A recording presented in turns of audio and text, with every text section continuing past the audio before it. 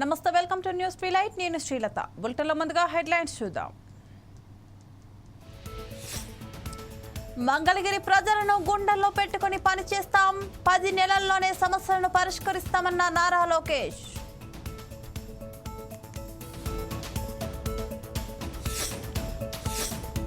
వైఖరి మార్చుకోకపోతే పోరాటం తప్పదు, హెచ్సియు భూ వివాదంపై సిపిఐ నారాయణ.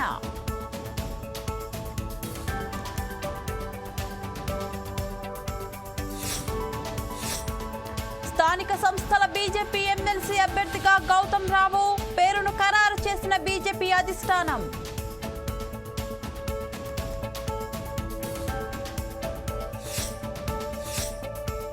సొంత పార్టీపై రాజా సింగ్ ఫైర్, గులాంగిరి చేసే వాళ్ళకే టికెట్లంటూ కామెంట్స్.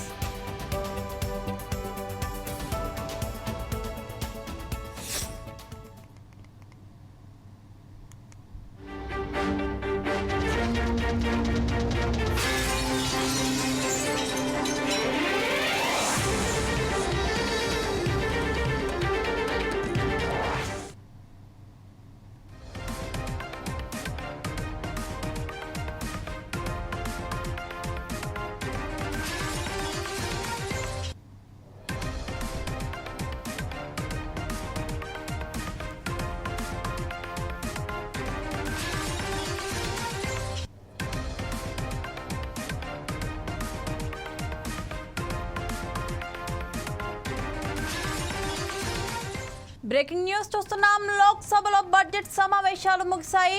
గందరగోళం నడుమే సభను నిరవధికంగా స్పీకర్ ఓం బిర్లా వాయిదా వేశారు. జనవరి 31 నుంచి శుక్రవారం వరకు జరిగిన సమావేశాల్లో మొత్తం 16 బిల్లులను ఆమోదించినట్లు ఆయన తెలిపారు. వర్క్ బిల్ 2025తో సమాజంలో శాశ్వత విభజనను తీసుకొచ్చేందుకు బీజేపీ ప్రయత్నిస్తోందని కాంగ్రెస్ అగ్ర నాయకురాలు సోనియా గాంధీ చేసిన విమర్శలపై దుమారం రేగింది. సోనియా చేసిన వ్యాఖ్యలకు క్షమాపణ చెప్పాలంటూ అధికారిక పక్ష నాయకులు డిమాండ్ చేశారు. దీంతో గందరగోళ పరిస్థితులు తలెత్తడంతో వెంటనే సభను నిరవధికంగా వాయిదా వేశారు.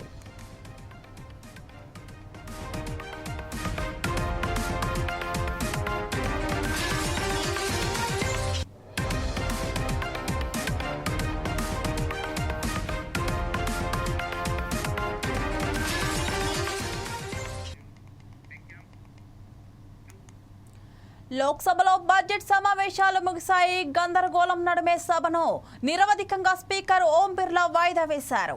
జనవరి 31 నుంచి శుక్రవారం వరకు జరిగిన సమావేశాల్లో మొత్తం 16 బిల్లులను ఆమోదించినట్లు ఆయన తెలిపారు.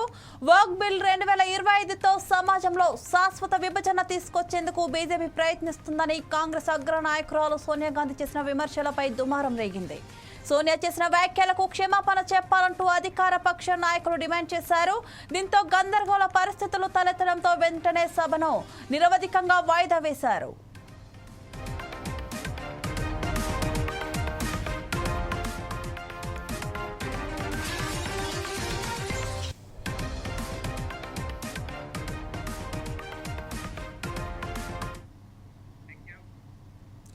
మన ఇల్లు మన లోకేష్ కార్యక్రమంలో భాగంగా మంగళగిరిలో ఇళ్ల పట్టాలు మంత్రి నారా లోకేష్ పంపిణీ చేశారు.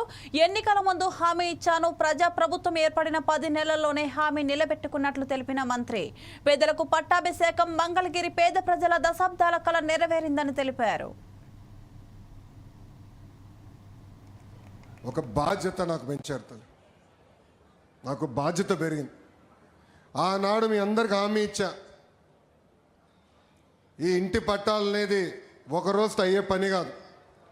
కొంతమందికి సులభంగా అవుతుంది. మొదటి సంవత్సరంలోనే నేను పట్టాలు ఇస్తానని చెప్పా.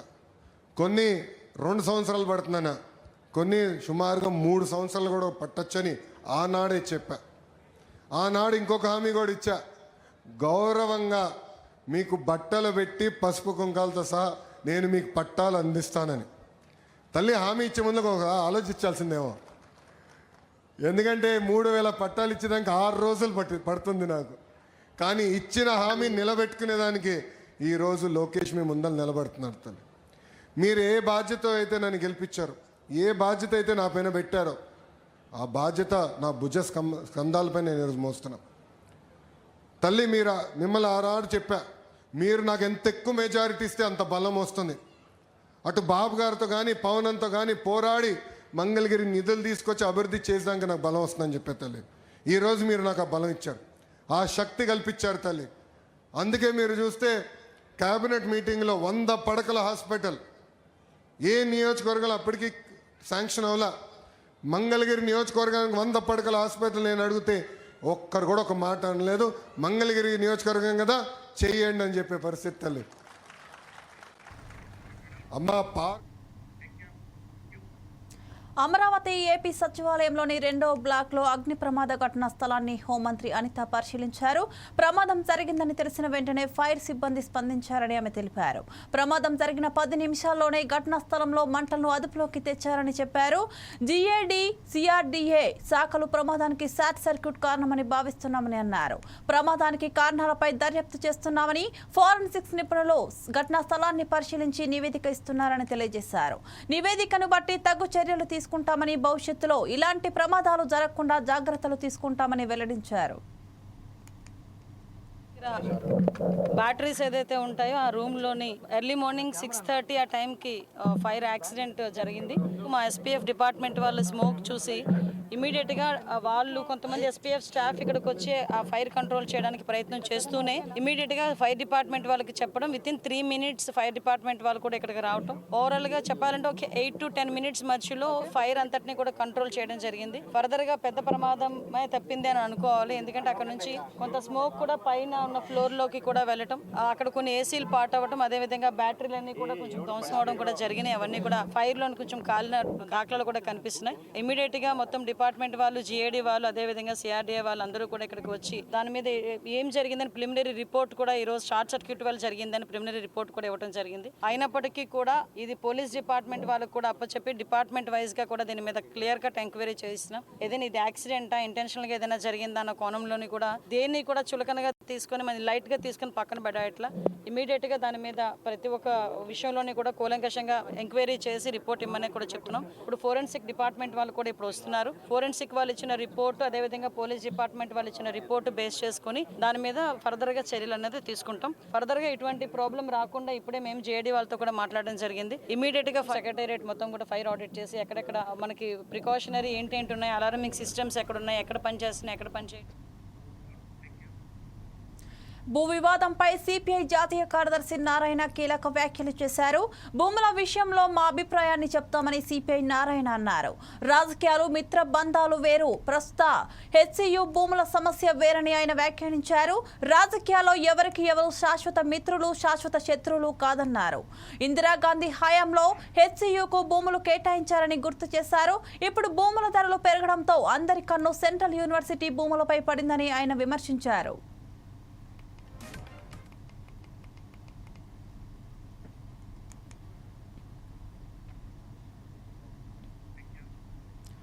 నల్గొండ జిల్లా దేవరకొండ పట్టణంలో నూతనంగా నిర్మించిన అఖిల భారత యాదవ సంఘం భవనాన్ని ఎమ్మెల్సీ నెల్లికంటి సత్యం, ఎమ్మెల్యే నేనావత్ బాలు నాయక్ కలిసి ప్రారంభించారు. ఈ కార్యక్రమంలో శాసన మండలి చైర్మన్ గుత్తా సుఖేందర్ రెడ్డి, సిపిఐ రాష్ట్ర కార్యవర్గ సభ్యులు పల్లా నరసింహారెడ్డి, యాదవ సంఘం నాయకులు పాల్గొన్నారు.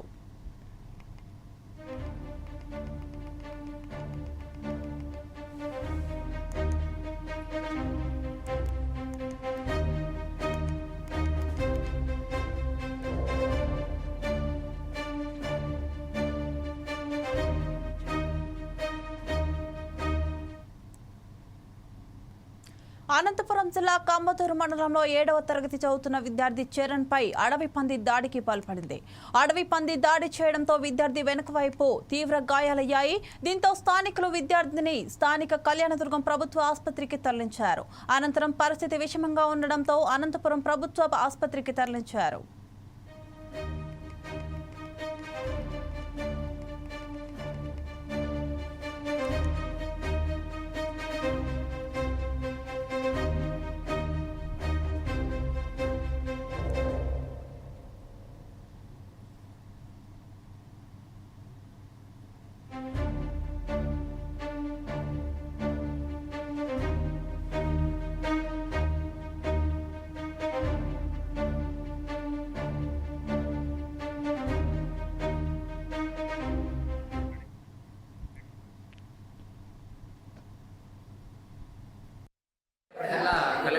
కమ్మదూరు మండలం మాది. పిల్లోడు పొద్దున్నే టిఫిన్ తిని స్కూల్కి వెళ్తున్నాడు. స్కూల్కి వెళ్తుంటే ఇక్కడ అంగన్వాడి దాటాని అరటి తోపులు సార్. అక్కడ పిల్లోడు స్కూల్కి వెళ్తుంటే వెనక నుంచి వచ్చి పంది గుద్దింది సార్. వెనక నుంచి గుద్దుతానే పిల్లోడు పడిపోయినాడు. మరి అక్కడ పంది వెళ్ళిపోయింది. వెనక నుంచి దాడి చేసింది. పిల్లోడు అయితే చాలా బాధపడుతున్నాడు. జిల్లా కలెక్టర్ తాలూకా కమ్మదూరు మండలం మాది. పిల్లోడు పొద్దున్నే టిఫిన్ తిని స్కూల్కి వెళ్తున్నాడు. స్కూల్కి వెళ్తుంటే ఇక్కడ అంగన్వాడి దాటాని అరటి తోపులు సార్. అక్కడ పిల్లోడు స్కూల్కి వెళ్తుంటే వెనక నుంచి వచ్చి పంది గుద్దింది సార్. వెనక నుంచి గుద్దుతానే పిల్లోడు పడిపోయినాడు. మరి అక్కడ పంది వెళ్ళిపోయింది. వెనక నుంచి దాడి చేసింది. పిల్లోడు అయితే చాలా బాధపడుతున్నాడు. జిల్లా కలెక్టర్ తాలూకా కమ్మదూరు మండలం మాది. పల్నాడు జిల్లా కలెక్టరేట్లో కలెక్టర్ అరుణ్ బాబు సమీక్ష సమావేశం నిర్వహించారు. నర్సరావుపేట బర్డ్ ఫ్లూ వల్ల ఘటన చోటు చేసుకున్న సందర్భంగా వైద్య బృందం పరిశీలిస్తున్నామని కలెక్టర్ తెలిపారు. ప్రజలు ఆందోళన చెందాల్సిన అవసరం లేదని తెలియజేశారు. బర్డ్ ఫ్లూ ఎక్కడి నుంచి వచ్చింది అనే మూలాన కనుక్కునేందుకు తమ మెడికల్ హెల్త్ టీములు పనిచేస్తున్నాయని చెప్పారు. ఢిల్లీ నుంచి వైద్య నిపుణుల బృందం మంగళగిరికి వచ్చిందని, తమ ప్రాంతానికి వస్తారో లేదో ప్రస్తుతానికి తమకు సమాచారం ఇవ్వలేదని వెల్లడించారు. ప్రజలందరూ అప్రమత్తంగా ఉండాలని విజ్ఞప్తి చేశారు. బర్డ్ ఫ్లూకి సంబంధించి ఇష్యూ ఒకటి కొంత అది ఎలా జరిగిందనేది మెడికల్ ఆఫీసర్స్ కానీ హార్టికల్చర్ టీం అంతా తిరిగారు. ఒక 3-4 డేస్ నుంచి ఫీల్డ్లో తిరుగుతూ ఉన్నారు. మన దగ్గర ఉన్నటువంటి బర్డ్స్ ఈ అవైలబిలిటీ కూడా తక్కువ. అంటే మన దగ్గర కోళ్ళ ఫారాలు తక్కువ, ఉన్న కోళ్ళే తక్కువ. బట్ ఇది ఎక్కడి నుంచి వచ్చిందనేది మనకు తెలియట్లేదు. దాని మీద మూలాలు కనుక్కునే పనిలో మెడికల్ అండ్ హెల్త్ వాళ్ళు, యానిమల్ హస్బెండరీ టీము ఉన్నారు. దీనికి సంబంధించి ఢిల్లీ నుంచి కూడా ఒక టీమ్ ఆఫ్ ఆఫీసర్స్, డాక్టర్స్, సైంటిస్టులు వచ్చారు. ఈరోజు మంగళగిరిలో ఉన్నారు. వాళ్ళు మన ప్రాంతానికి రావచ్చు లేదో తెలియదు.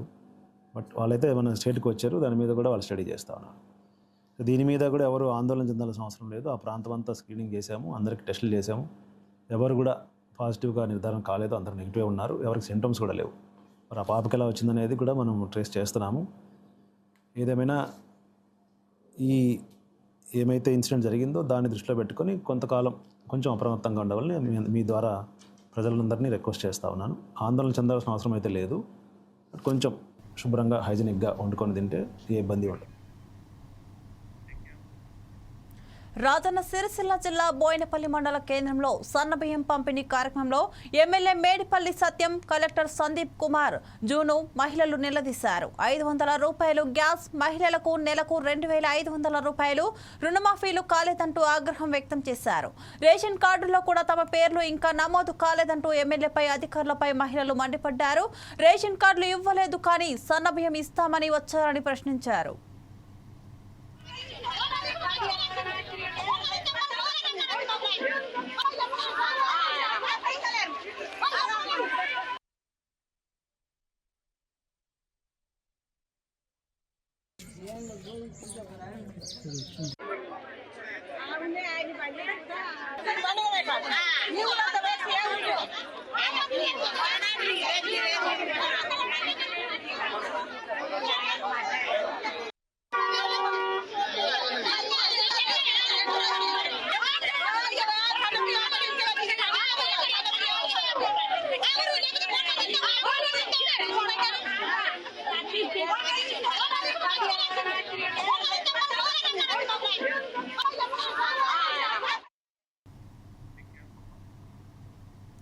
పల్నాడు జిల్లా బొల్లపల్లి మండలంలోని వెల్లటూరు గ్రామంలో దారుణం చోటు చేసుకుంది. తల్లికి మతి స్థిమితం సరిగా లేకపోవడంతో తనకు పెళ్లి కావడం లేదని మనస్తాపంతో తల్లిని తన కుమారుడు హత్య చేసినట్లు సిఐ ప్రభాకర్ తెలిపారు.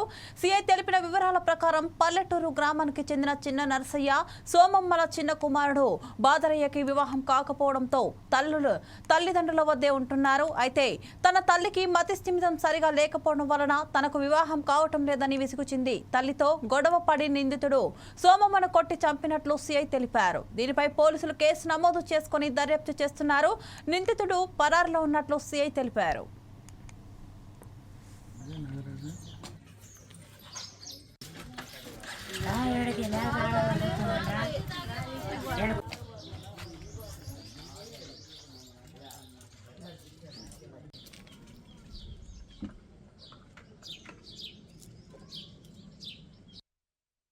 పేరు B Prabhakar, CI Venukonda rural circle. ఈరోజు బొల్లపండ్లి పోలీస్ స్టేషన్ పరిధిలో వెలుగురు గ్రామంలో బీసీ కాలనీలో ఒక మర్డర్ జరిగిందని చెప్పేసి బొల్లవరం పోలీస్ స్టేషన్ ఎస్ఐ గారి రిపోర్ట్ రావడం జరిగింది. దాని మీద కేసు రిజిస్టర్ చేసి దర్యాప్తులో భాగంగా ఈ వెలుగురు గ్రామంలో రావడం జరిగింది. ఈ ఫిర్యాదు సారాంశం ఏంటంటే ఎవరైతే మృతురాలైన గజ్జా సోమమ్మ, భర్త పేరు వచ్చేసి నరసయ్య, 67 సంవత్సరాలు, క్యాస్ట్ బై గౌడ. వీళ్ళకి మొత్తం ఈ భార్య భర్తలకు మొత్తం 5 మంది పిల్లలు, 3 పిల్లలు, 2 ఆడపిల్లలు, అందరూ పెళ్ళిళ్ళు అయిపోయినాయి. ఈ ముసలి వాళ్ళు అందరికి లాస్ట్ పిల్లవాడు పెళ్లి కావాలి. ఈ ముసలి దగ్గర లాస్ట్ కొడుకు బాధరైపో ఉంటారు. ఈమె కూడా 30 ఏళ్ళ నుంచి కొద్దిగా సైకలాజికల్ ప్రాబ్లమ్స్ ఉన్నాయి. దాని మీద కొద్దిగా ఏదో మాట్లాడుతూ ఉంటుంది. అట్లాగే నిన్న సాయంత్రము భోజనం దగ్గర కొద్దిగా అన్నం దగ్గర కొద్దిగా భార్య భర్తలు వచ్చుకుంటారు. అట్లాగే ఈమె ఇతర కూడా తిప్పని నమ్ముకోవాలి. అదివాక ఏంటంటే 4 ఏళ్ళ నుంచి పెళ్లి చూస్తున్న సంబంధం పెళ్లి కుదరట్లేదు. సైకలాజికల్ ప్రాబ్లం ఉన్నందువల్ల ఇట్లాగా పెళ్లి కావట్లేదు అనేది కూడా అతనికి బాధ ఉంది. అందులో నేను తెల్లారులో 4 గంటలకు నిద్రపోతుంటే ఒక గౌరవం తీసుకుని కొట్టి చంపేసాడు. గౌరవం తీసుకుని కొడతాడు. అది అప్పుడు ఇంటి లోపల కొనుక్కున్న భర్త చూసి అడిగితే ఇంకా గమ్ము పండిపోతాడు. తర్వాత అక్కడి నుంచి పారిపోతాడు. వాళ్ళ యొక్క తర్వాత కొడుకులకి బంధువులకి తెలియజేస్తాడు. తెలియజేసి లోపల కూర్చుంటే కొట్టి జరిగింది. దాని మీద ఇప్పుడు మేము ఒక్కూరు గ్రామం వచ్చి మృతురాల యొక్క శవంపై పంచనామా చేస్తున్నాము. తర్వాత పోస్ట్మార్టం ఎగ్జామినేషన్ నిమిత్తం బాడీని వెనుకొండ గవర్నమెంట్ హాస్పిటల్లో పెట్టి తర్వాత బంధువులు. తెలంగాణ వ్యాప్తంగా 16 జిల్లాలకు ఐఎండీ ఎల్లో అలర్ట్ జారీ చేసింది. నిన్న అత్యధికంగా భద్రాద్రి కొత్తగూడెం జిల్లాలో 17.5 సెంటీమీటర్ల వర్షపాతం నమోదైంది. దీంతో వాతావరణంలోని తేమ కారణంగా పలు జిల్లాలో మోస్తారు నుంచి భారీ వర్షం కురిసే అవకాశం ఉందని తెలిపింది. వాతావరణ మార్పులు చోటు చేసుకుని వర్షాలు కురుస్తాయని నిన్నటితో పోల్చుకుంటే ఈ రోజు వర్ష తీవ్రత తగ్గుతుందని వాతావరణ శాఖ వెల్లడించింది. రానున్న రోజుల్లో ఉష్ణోగ్రతలు క్రమంగా పెరుగుతాయని స్పష్టం చేసింది.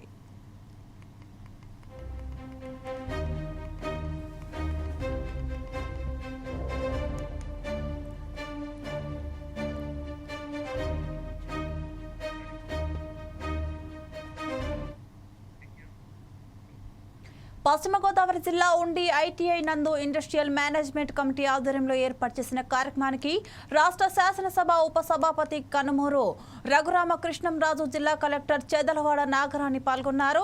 వ్యవసాయ రంగానికి, ఆక్వా రంగానికి డ్రోన్ లాంటి నూతన టెక్నాలజీల వినియోగం పెరిగిందని, కాలానుగుణంగా కొత్త టెక్నాలజీతో విద్యార్థులకు శిక్షణ ఇవ్వనున్నట్లు కనుమూరి కృష్ణంరాజు తెలిపారు.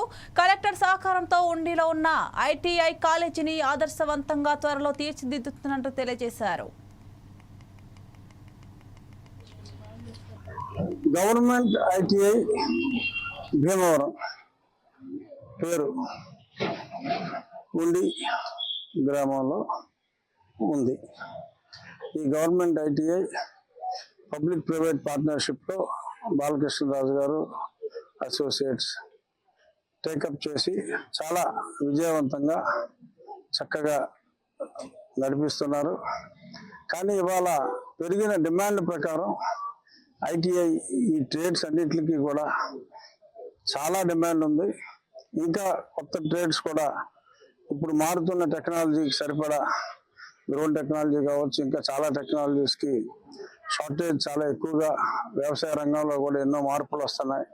ఆక్వా రంగంలో చాలా ఎలక్ట్రికల్ ఎక్విప్మెంట్లు అన్నీ వాడుతున్నారు.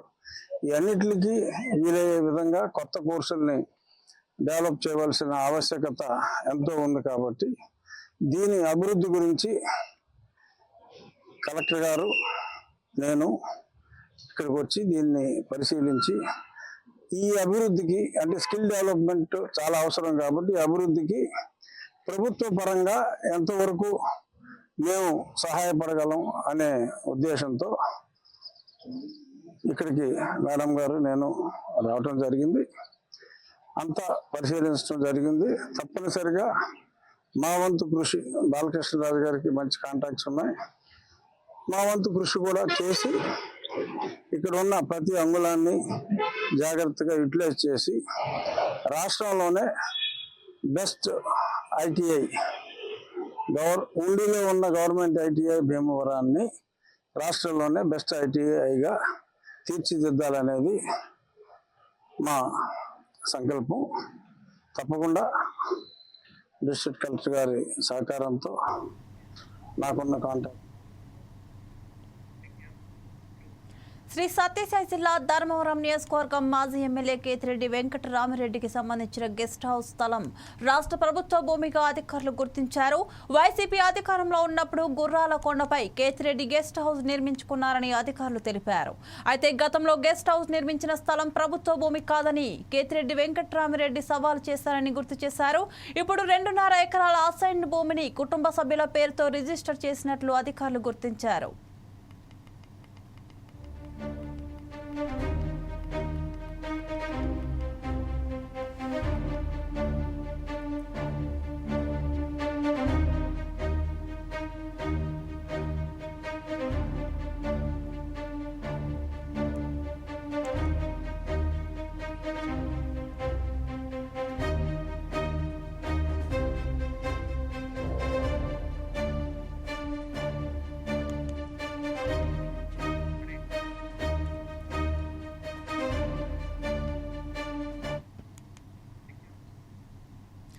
గుంటూరు జిల్లా ప్రతిపాడు నియోజకవర్గం కాకుమాను మండలం కొండపాటూరు గ్రామంలో పోలేరమ్మ అమ్మవారి దేవస్థానంలో వార్షిక తిరునాళ్ల జాతర ఉత్సవాల నిర్వహణ ఏర్పాట్లపై వివిధ శాఖల అధికారులతో కాకుమాను తహసీల్దార్ వెంకటస్వామి అధ్యక్షతన 2వ సమావేశం నిర్వహించారు. ఈ కార్యక్రమంలో తెనాలి డిఎల్పిఓ స్వరూపారాణి, గ్రామ సర్పంచ్ ఎర్రాకుల సుజాత, ఉత్సవ కమిటీ చైర్మన్ ముత్తినేని అనిల్ పాల్గొన్నారు.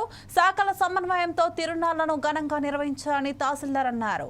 తిరునాళ్ల సందర్భంగా వివిధ ప్రాంతాల నుంచి వచ్చే భక్తులకు ఎలాంటి అసౌకర్యం కలగకుండా అన్ని ఏర్పాట్లు నిర్వహించాలని అధికారులకు సూచించారు.